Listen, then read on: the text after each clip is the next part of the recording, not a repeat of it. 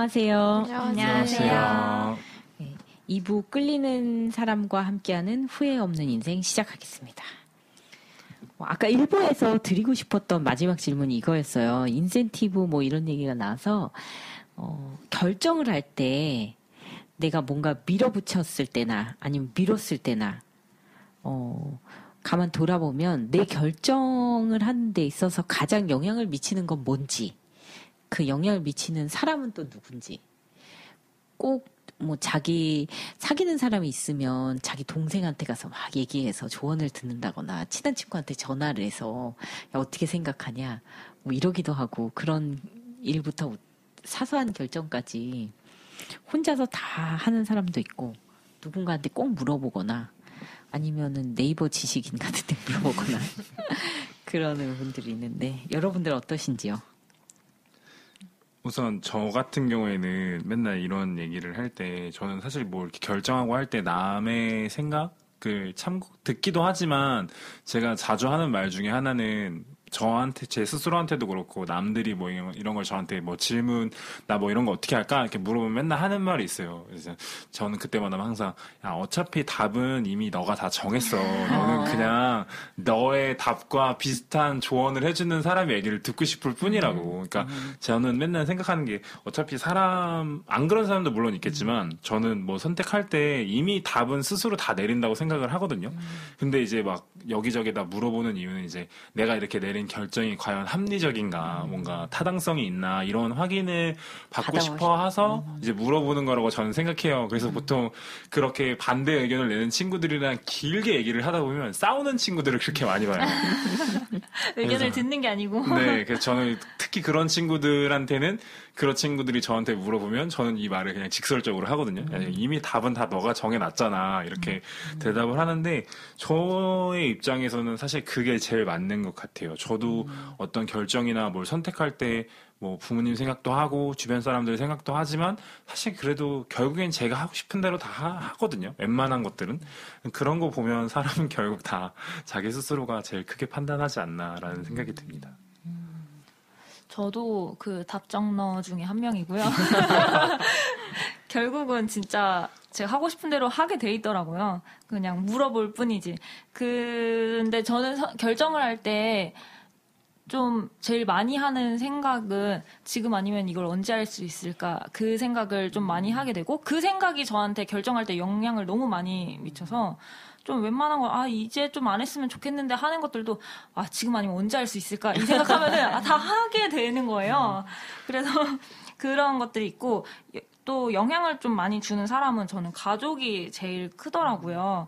그래서 가족이 얼마나 응원을 해주느냐, 이런 것들이 저한테 너무 영향이 커서, 제가 그 직장 생활 시작하고서 갑자기 연기나 이런 하고 싶은 것을 하게 된 계기의 첫 시작도 사실은 제가 아버지랑 같이 일을 하는데, 아버지가 너 나랑 같이 일한다고 발목 잡혔다고 생각하지 말고 너 하고 싶은 거 있으면은 너가 잘 찾아서 하라고, 이 말을 듣는 순간 제가 일하면서 너무 재미가 없고 너무 그 일반적으로 흘러가는 삶에서 너무 지루해하고 있을 때 그 말 한마디 때문에 제가 내가 하고 싶은 걸 해야겠다라고 생각하고 결정하게 됐거든요.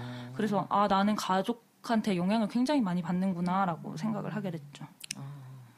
좋은 아버지시네요. 네.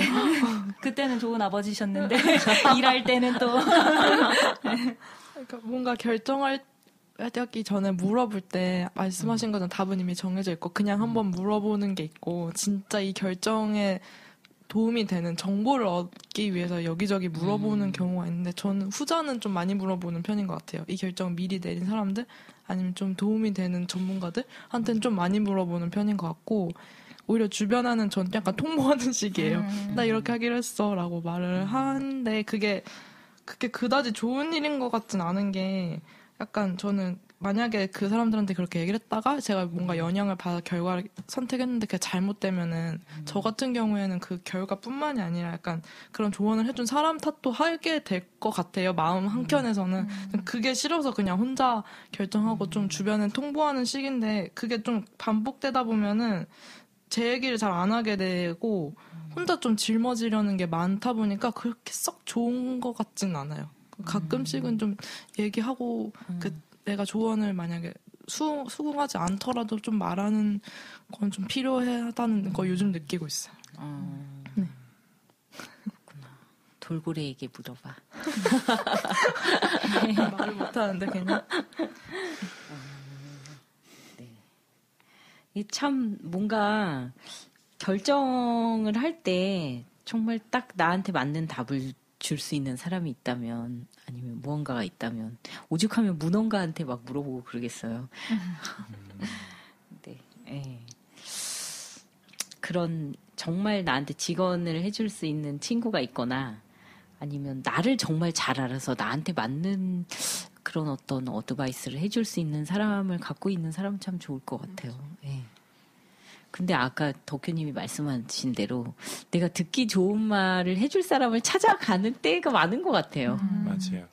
사실 그 선택이 사실 뭐 옳고 그름을 떠나서 일단 내 편이 돼줄 수 있는 사람을 사실 많이 찾는 거고 사실 저는 요즘에 느끼는 생각 중에 하나는 사실 그것을 정답을 말해주는 사람보다도 그냥 들어주고 뭔가 수긍해주고 이런 사람들이 사실은 더 필요하다는 생각? 그러니까 보통 사람들은 뭔가 어떤 사람들이 고민 상담을 해올 때 뭔가 내가 정답을 말해줘야 사실 이 사람들이 뭔가 좋아할 거라고 생각하는데 사실 조금만 들어가다 보면 그 사람은 사실 정답을 알고 싶어서 이 사람한테 질문을 던지는 건 아니다 보니까 차라리 그냥 입 다물고 그냥 그 사람 얘기를 들어주는 게 더 낫다는 생각도 들어요. 맞아요. 네. 저도 방금 얘기하면서 가족이 나를 얼마나 응원해 주느냐가 결정하는 것을 좌우한다고 했는데 어떻게 보면 사람들도 결국은 내가 결정을 하려고 하는데 거기에 응원해 줄 사람들을 찾고 있는 게 아닐까라는 생각이 드네요.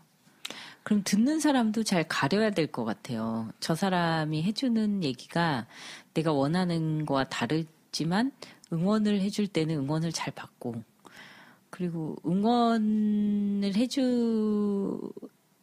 또 필요할 땐 직원도 해줘야 되는. 또 내가 듣기에 좋은 말이지만 나한테 유익하지 않은 경우도 있잖아요. 사실 말려줘야 될 타이밍인데 그래 그쵸. 해봐 이런 건 좀 도움이 안 되잖아요. 내 인생 아니니까 그래 잘 해봐라. 잘할 수 있을 거야. 넌 잘 될 거라 그래 믿어. 내 이런 인생 영혼 아니니까 없이. 어차피. 그런 책임 잘 거죠. 가려서 듣는 사람. 책이 나오는 것에 가로 한번 쳐줘야 돼요. 이렇게. 네. 그 다음에 이제 이불을 끌리는 사람과 함께하는 후회 없는 인생이라고 했는데, 책의 여러 부분에 있어서 이 결정에 대한 얘기가 좀 많이 나오는 편이에요. 그 대학에서 강의를 하셔서 그런지 그 청년들에게 중요한 주제를 많이 뽑아서 설명을 하셨었구나 하는 느낌을 받았는데요.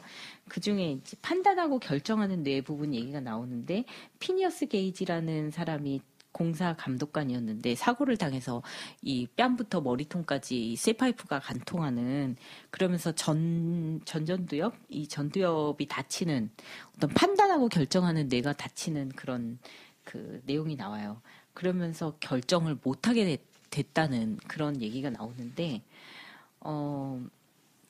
요즘 젊은이들은 그 좋고 싫음이 분명하지 않은 이유가 이런 전두엽을 충분히 발달할 기회를 경험을 하지 못한 게 아닐까라고 본인 추측한다는 얘기를 해요.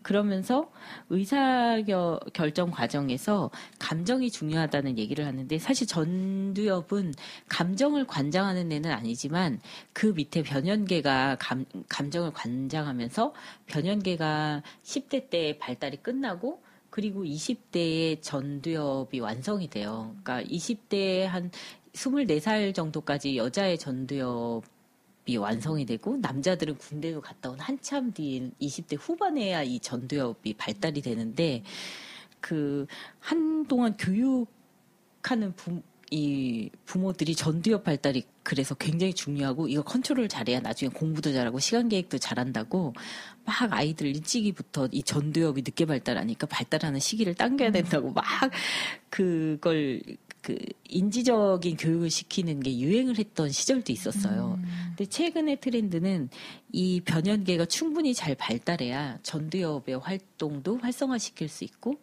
모든 거는 다 때에 맞춰서 발달해야 된다. 이제 그 부분까지 자세히 이 책에는 설명이 돼 있지 않지만 여기서 이제 그 부분 좀 설명이 생략돼 있다는 생각이 들어서 추가로 말씀을 드렸고요. 그래서 의사결정 과정에서 감정이 중요하다는 이제 그 얘기가 딱 나오는데 그 사이에 얘기가 없어서 그 무슨 얘기인가 하실 수도 있을 것 같아요. 게이지의 손상된 뇌의 영역은 이 책 85페이지에 감정적인 반응을 받아서 상황을 판단을 내리는 그런 영역이다라고 얘기했는데 그게 바로 이제 전두엽 같은 그 판단하는 구조 밑에 있는 어떤 그 변연계와의 뇌와의 그 활발한 교류에 대해서 얘기를 하는 것 같아요. 그래서 의사결정 과정에서 그 감정이 굉장히 중요하다 이 얘기를 훅 뛰어넘었는데 감정은 상황을 빠르게 판단하고 신속하게 행동할 수 있도록 결정을 하는데 핵심적인 역할을 한다는 게 그런 뇌 안에의 그 연결 그 얘기를 하는 것 같고요. 그래서 내가 누군가한테 제가 호감 얘기로 처음 질문을 드렸어요. 나는 누군가한테 어떤 지점에서 호감을 느끼는가. 그거는 감정적으로 끌리는 것도 얘기하지만 우리가 호감을 느낀 다음에 제가 많은 청년들을 봤을 때 이 사람이랑 내가 사귀는 게 맞을까를 고민을 되게 많이 하시더라고요. 이 사람이랑 계속 사귀어도 될까? 좀 나이가 더 있으시면 결혼해도 될까? 감정과 이 현실적인 판단 사이에서 굉장히 뭔가 결정을 내리는 걸 어려워하는 20대를 제가 많이 봤거든요. 그래서 이제 이 질문을 좀 확 뛰어넘은 경향이 있어서 앞에도 이 질문이 어디서 나온 거냐는 얘기를 쉬는 시간 한참 얘기를 했는데 이런 여러 가지가 복합이 돼서 내가 호감을 느끼는 부분이 어떤 지점인지 일단 판단을 한 다음에 그 다음에 내가 그걸 충분히 느낀 다음에 그 다음에 내가 중요하게 여기는 게 뭔가를 차례차례로 좀 정리를 자꾸 하실 필요가 있을 것 같아요. 특히 내가 지금 사귀는 사람과 중요한 이제 인생의 결정을 해야 된다는 생각을 하시는 분들은 그 호감만 가지고 결혼을 할 수도 없지만 또 너무 현실적으로 생각하면서 호감을 되게 무시해버리고 훗날 후회하시는 분들도 많이 봐요. 그래서 적절한 지점을 본인이 내가 어디까지 와 있는가 이 사람 관계에서 좀 잘 알 필요가 있다는 생각에서 이 질문을 드렸어요. 일단 쉽게 다 제끼고 내 얘기도 너무 복잡하니까 나는 누군가에게 어떤 지점에서 호감을 느끼는지 그 얘기부터 할까요? 심플하게. 본능적인 호감도 좋고. 네. 저는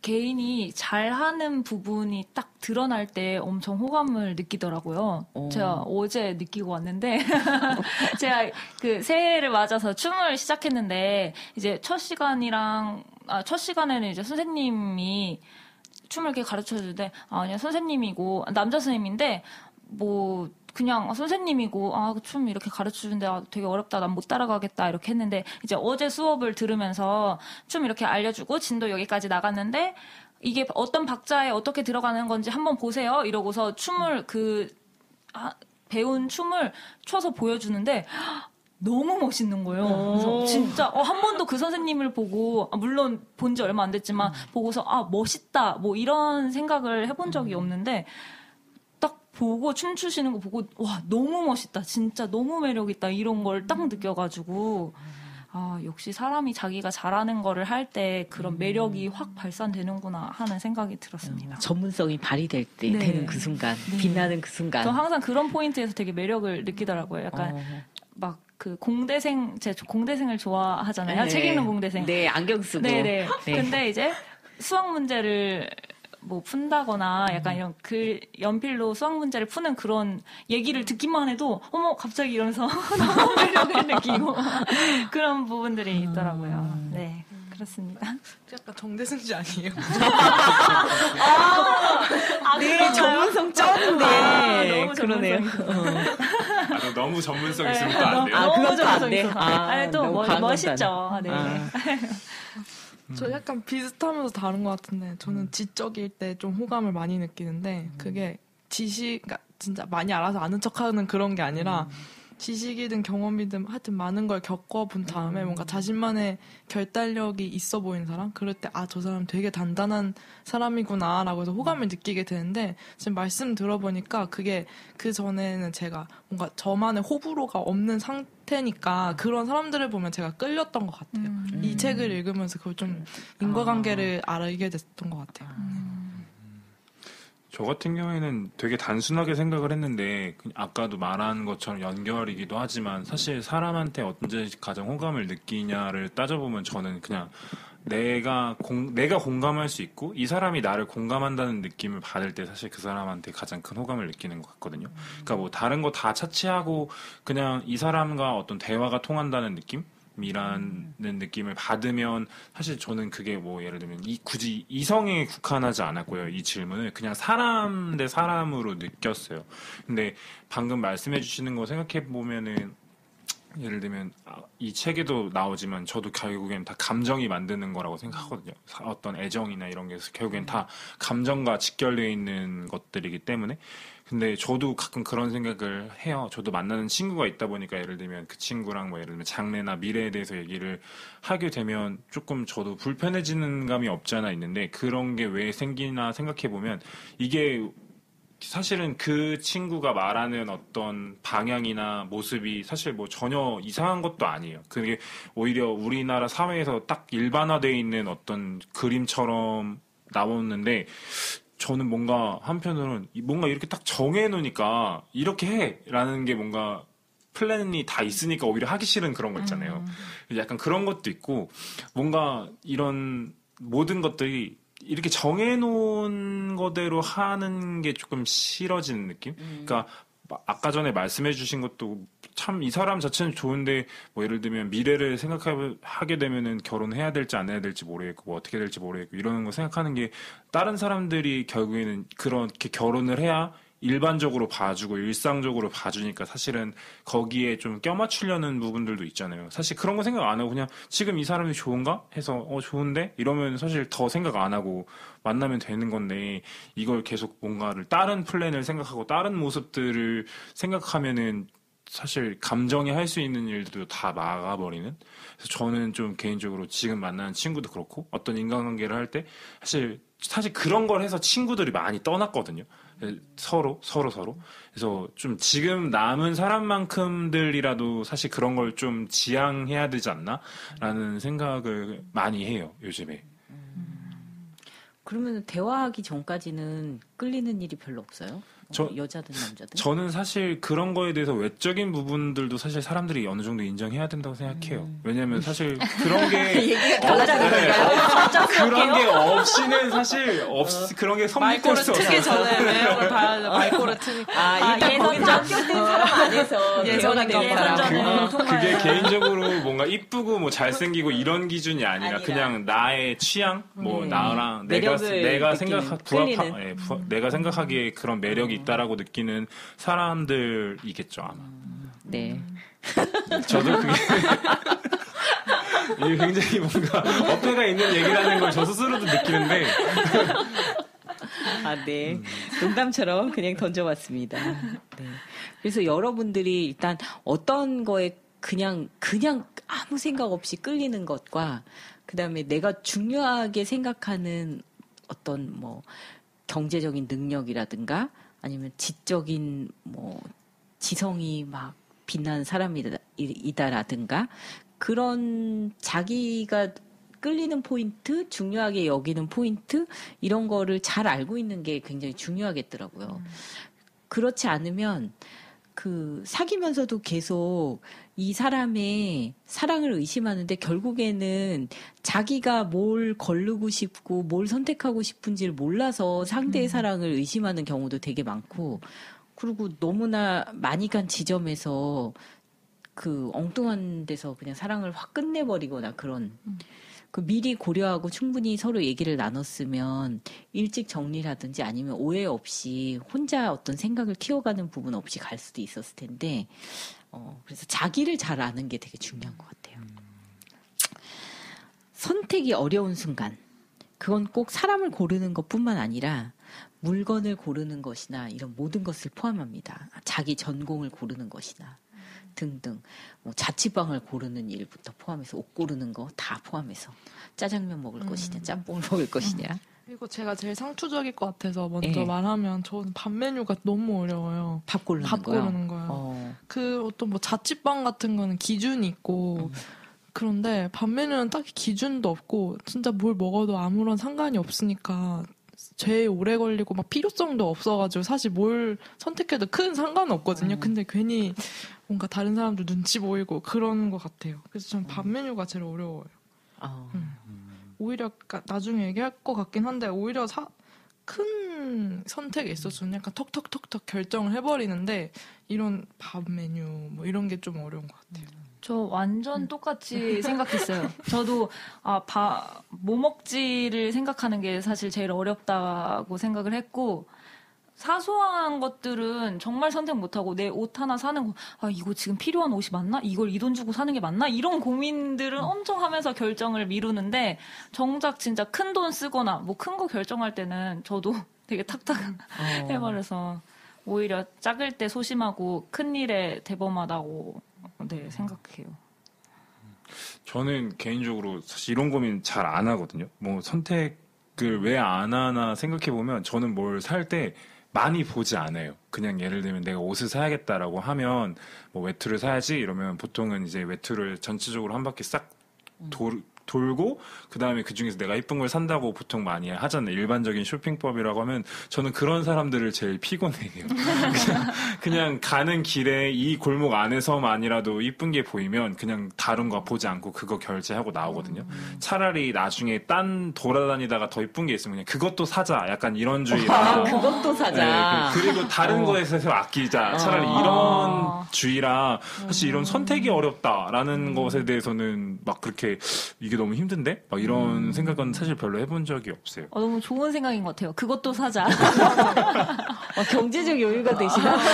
갑자기. 네, 다른 데서 아끼는 겁니다. 네. 그래서 다른 분들이 막 먹는 거에 대해서 얘기하셔가지고 그냥 저는 재밌는 것 중에 하나, 저만 재밌을 수도 있는데 재밌는 것 중에 하나가 보통 중국 음식을 많이 고르잖아요. 근데 보통 이제 양대 산맥으로 뽑히는 게 짜장면이랑 짬뽕인데 저는 항상 짬뽕을 선택을 해요. 근데 이제 왜 짬뽕 선택해? 이렇게 물어보면 제가 맨날 친구들한테 짜장면은 맨날 먹는 거잖아. 이렇게 얘기를 하거든요. 근데 가만히 보면 짜장면 한 번도 안 먹어요. 맨날 이 말을 하면서 짬뽕만 먹는 거예요.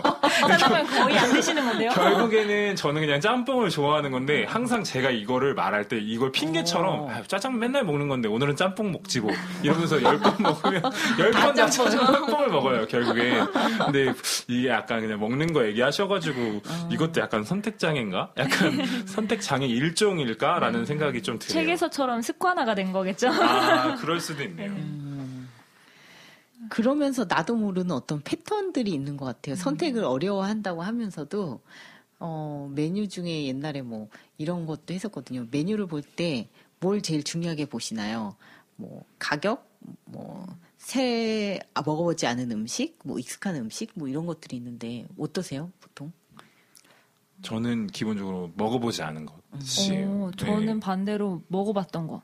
내가 먹고 맛있었던 거. 저도 먹어보지 않은 것 먹는 것 같아요. 근데 이게 되게 옛날에 유치한 그런 뭐 이렇게 뭐 테스트처럼 그런 건데 이런 성향의 이런 사람입니다. 성향의 사람은 아니 그게 아니라 그 이성을 고를 때 보는 기준이 그 메뉴를 고를 때 보통은 가격을 본다가 제일 많거든요.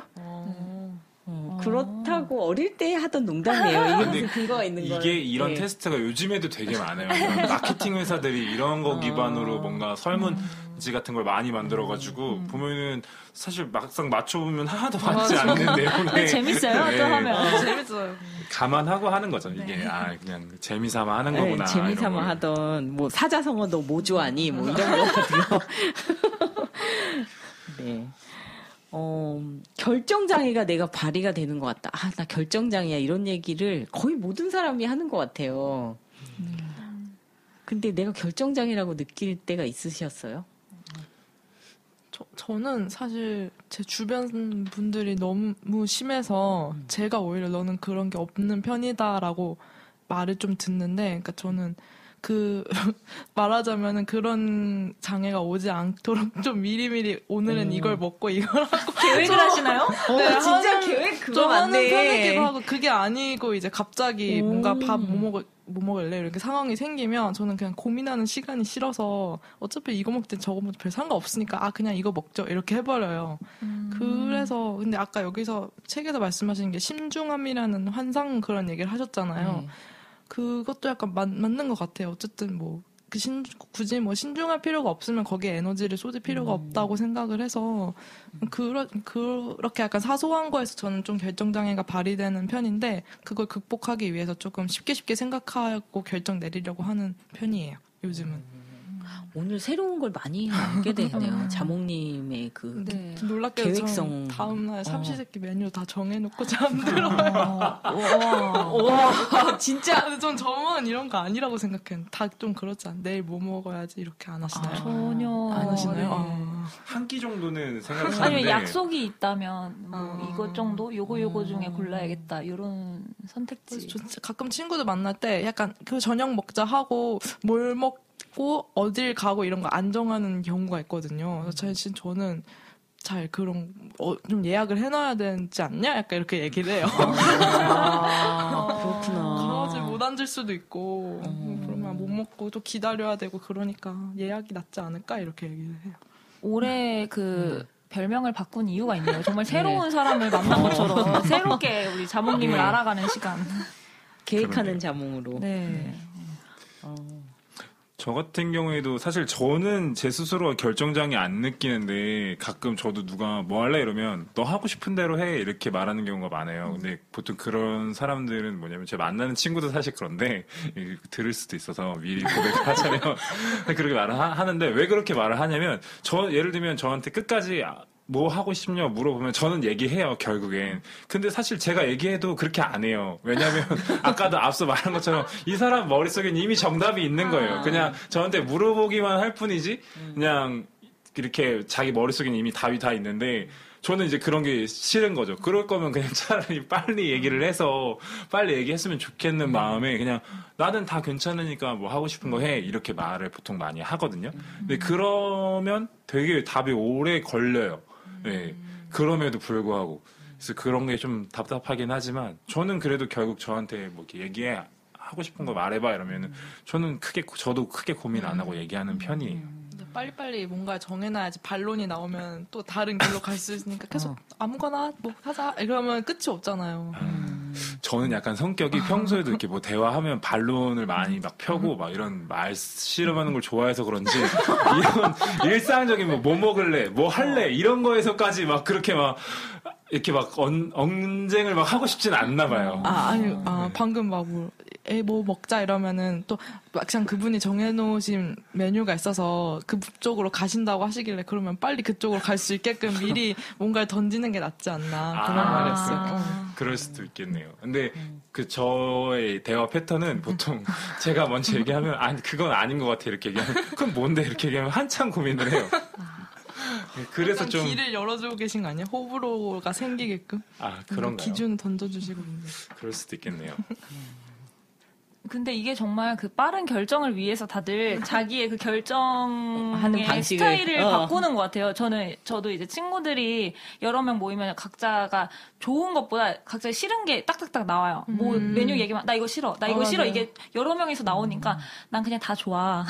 빨리 정하자. 이렇게 되더라고요. 가끔 싫은 걸 속어하는 법도 있는 것 같아요. 이건 저희는 진짜 싫어. 이렇게. 보통 다 속어법으로 진행하기 때문에 저는 다 좋다고 하는 편이죠. 지금 주로 먹는 걸로 얘기가 갔는데 결정에는 되게 많은 것들이 있죠. 그렇죠. 네. 뭔가 단순해서 그런지 이게 많이 카테고리가 많이 안 떠오르네요. 저도 뭐 먹는 거 말고는 딱히 뭐 결정장애 일으킬 게 있나 약간 이런 생각도 들고. 그쵸. 어디 갈까, 뭐 먹을까가 가장 하루에 많이 하는, 흔하게 하는 것들인데, 길게는 뭐 되게 또 많은 것들이 있죠. 내가 뭐 이 직장을 다닐 것인가, 뭐, 이 사람을 계속 만날 것인가, 이런 것도, 이 책을 읽을 것인가, 이 음악을 들을 것인가, 이 드라마를 볼 것인가, 뭐 아침 시간 어떻게 조금 더 잘 것인가, 몇 시에 잠들 것인가, 엄청나게 많은 결정을 이렇게 하죠. 예를 들어주시니까요. 책 같은 경우에 좀 저도 그런 거 있는 것 같아요. 예를 들면 책 읽는 시작은 사실 뭐 결정 이런 거 할 새 없이 그냥 읽는데 읽고 싶은 것들은 이게 읽다 보면 좀 템포가 이제 축 늘어지는 것들이 있어요. 그러면은 한 페이지를 더 읽고 덮을까, 아니면은 좀 더 읽어볼까, 아니면 지금 덮을까, 이거 하다가 끝까지 읽는 책들도 되게 많거든요. 근데 그러고 나서 후회하는 경우도 많아요. 그래서 이런 게 좀 결정장애라 하면 그럴 수도 있겠네요. 저는 정말 그 다른 부분에서는 저 결정장애가 있다고 스스로 생각을 했는데 오히려 그런 부분들에서는 결정장애가 없는 것 같아요. 뭐 드라마나 이걸 볼까, 뭐 선택을 할까, 이런 선택에서는 사실 그거는 금방 했다가 취소할 수 있는 건데, 음악 듣다가 아니네 이러고 꺼버릴 수 있는 문제인데, 먹는 거는 내가 먹은 걸 일단 끝까지 먹어야 했기 때문에 먹는 게 얘기가 나왔던 것 같고요. 또 큰 거에 대해서도 저는 오히려 결정장애가 정말 저 되게 결정장애인 줄 알았는데 결정장애가 아닌 걸로 좀 오늘 네, 저를 알아가는 시간을 네, 가지게 됩니다. 네. 내가 알았던 나와 다른 나를 만나는 새해 첫 녹음. 마지막 2부 질문으로는요. 내가 잘하는 것과 좋아하는 것, 네, 기왕 나를 알아가니까 그걸 얼른 얘기해 보실까요? 제가 잘하는 건 아직 모르겠어요. 아직 진짜 모르겠고. 계획. 계획이요? 근데 그건 계획을 짜서 실행을 해야 좋을 텐데 계획만 많이 짜서 좋아하는 거는 여행이긴 한데 이거를 이제 어떻게 뭔가로 남기고 싶은데 그 뭔가로 남긴 게 잘하는 것이 될 수 있도록 아직은 노력하는 단계인 것 같아요. 네. 저는 그 잘하는 것, 좋아하는 것이 내가 하고 싶은 일과는 전혀 좀 상관이 없다는 걸 생각하면서 이렇게 생각했는데, 요즘에 제가 친구들 사이에서 멘트 요정이라고 불려요. 친구들이 뭐 카톡 어디에 보내야 되면 이거 이렇게 보낼까 하면서 저한테 보내주면 제가 이렇게 보내는 게 낫지 않아? 라고 수정해서 다시 보내주거든요. 애들이 요정님 알려주세요. 멘트 요정님 바쁜가요? 막 이러면서 돈 받아야 되는 거 아니에요? 그렇지. 그래서 되게 본의 아니게 잘하는 거라고 생각 못했는데 약간 그런 부분은 친구들이 잘한다고 해줘서 내가 이런 건 잘하는 거구나라고 요즘 깨닫고 있는 부분이고요. 저도 종종 네. 그래도 막상 정말 필요한 멘트에서는 잘 못하는 것 같기도 하더라고요. 원래 제 머리만 못 깎으니까요. 네, 정작 제 일에서는 잘 못하는 것 같고요. 좋아하는 건 너무 많이 있지만 제가 하고 싶은 일을 살려서 뭐 좋아한다고 말하는 게 제가 무슨 말을 하고 있는지 모르겠는데 너무 많아서 사실 뭘 특별히 짚지를 못하겠어요. 네. 저 같은 경우에는 제가 최근까지도 제일 좋아하는 게 뭐 고민의 여지 없이 글 쓰는 거라고 생각하면서 살았는데 사실 요즘 와서 돌이켜보면 사실 내가 글 쓰는 것보다도 좋아하는 게 사실은 더 많지 않을까라는 생각도 가끔 하게 되기도 하는 것 같아요. 그래서 가장 좋아하는 것은 사실 아직 잘 모르겠고 잘하는 거는 요즘 저도 친구들끼리 있는 단톡방에서 막 요즘 약간 그런 걸 많이 하거든요. 저희는 농담 반 진담 반으로 약간 불행 배틀 같은 걸 해요. 그래서 막 이게 배틀까지는 아니고 그냥 나는 요즘 뭐 이런 게 너무 힘들다. 이런 걸 솔직하게 다 그냥 얘기하면 그냥 거기다 해주는 말이 죽어야지. 그만 살아야지. 오늘 한강 물 따뜻하대. 이런 얘기를 해요. 사실 이게 너무 슬프다. 진짜 모르는 사람 들으면 진짜 이 애들이 미쳤구나라는 생각을 할 정도로 막 진짜 할 말 못할 말 다 하는데 이게 약간 그냥 해소법인. 저도 약간 돌이켜서 생각해보면 그런 생각이 들어요. 이렇게 뭔가 다 얘기함으로써 그냥 좀 풀어내는 것도 있고 이것들을 너무 진지하지 않은 방식으로 받아주는 것으로 저는 느끼거든요. 다른 친구들은 사실 어떻게 느낄지 잘 모르겠지만 그래서 나중에 저는 다른 질문 중에 하나가 이제 예를 들면 주변에 격려를 어떻게 해주냐에 대한 질문도 저는 약간 연결되는 질문이라고 생각을 했었는데 약간 요즘 단톡방에서 하는 약간 이런 방식의 놀이처럼 하는 걸 요즘 많이 하고 잘하기도 하고 제가 제일 잘하거든요. 그런 비관적인 말들. 비관 멘트 요정 아니에요? 약간 우리 결이 다른 것 같은데. 뭔가 암울하고 사람 축축 늘어지게 하는 멘트 같은 것들 요즘 잘하거든요. 네, 제일 잘하는 건 아마 요즘 그런 게 아닌가. 차라리 글 쓰는 거 잘하는 게 나을 것 같은데. 아니 비관 멘트 모음집 이런 거를. 그 나쁘지 않네요. 근데 덕규님 얘기 들으면서 제가 왜 좋아하는 것에서 선뜻 얘기를 하지 못했나 생각을 했더니 이 책에서도 요즘에는 내가 뭘 좋아하는지조차 잘 알지 못한다는 얘기를 하는데 내가 이걸 좋아한다고 얘기하기에 사실 좀 부끄럽다고 해야 되나? 좋아하는 건데 왜 못해? 약간 이런 식이라던가 그 격려를 받지 못하는 것에서 나오는 그런 좋아하는 것도 선뜻 말하지 못하는 상황이 아닌가라는 생각을 하게 됐어요. 맞는 말인 것 같아요. 요즘은 좋아한다고 얘기하면 그럼 너 그거 얼만큼 하는데? 너가 좋아하면 얼만큼 그거에 집중하는데 10만 시간의 법칙. 1만 시간의 1만 시간의 법칙. 10만 시간은 너무 길어요. 근데 저는 약간 그 법칙을 정해놓는 것도 예를 들면 이 책에서 약간 좀 의아했다고 해야 되나? 좀 뭔가 반박하고 싶었던 것 중에 하나인데 예를 들면 이 책에서도 얘기하는 게 좋아하면 그만큼 시간을 많이 투자하고 노력해야 된다라는 연결을 하잖아요. 근데 사실 요즘 돌이켜서 생각해보면 내가 좋아한다 그래서 그걸 그렇게 많은 시간을 투자하면서까지 하는 거는 또 별개의 문제인데? 라는 생각을 가끔 하거든요. 그럼 좋아하는 걸 존중해줘도 네. 그래서도 얼마나 했는데? 이렇게 나오면 좀 얘기가 썰렁해지죠. 결국 1만 시간을 해야 거기에 숙달되고 능숙해져서 그거에 맞는 사람이 된다라는 말은 조금 저는 안 맞지 않나? 좋아한다는 건 좀 다른 개념으로 봐야 되지 않나? 라는 생각도 했었어요. 전문가에게는 전문가적인 기대를 하고 일반인에게는 취미를 존중해주는. 네, 그렇죠. 그런 문화가 필요하지 않나? 약간. 네, 감사합니다. 2부에 재밌는 질문이 많은데 못다 했지만 3부로 살짝 넘겨보면서 3부 마지막 인생 마지막 순간에 드는 후회 잠시 후에 진행하겠습니다. 잠시 후에 봬요. 감사합니다. 지금까지 저희의 평범한 상담소 팟캐스트를 잘 들으셨다면 구독과 좋아요 눌러주세요.